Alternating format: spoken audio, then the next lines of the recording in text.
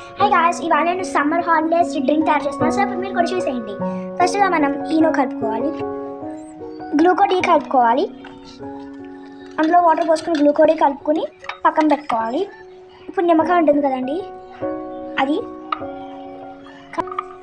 కప్పుకి రాసి ఇందులో కూడా పిండుకోవాలి. తర్వాత ఇది కూడా పక్కన పెట్టుకుని కప్ తీసుకుని ఉప్పు, తగిలినంత కారం, స్పూన్ తీసుకుని మిక్స్ చేయాలి. ఇలా వస్తుందండి.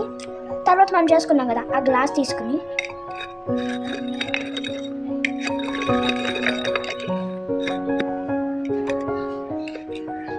ఇలా చేయాలి. తర్వాత మనం తయారు చేసుకున్న ఈనో, గ్లూకోజ్ ఇందులో పోసుకోవాలి.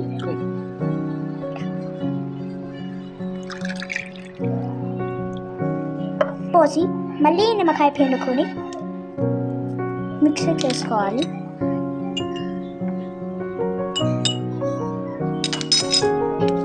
చాలా చల్లని ఉంటుంది. Ready, bye.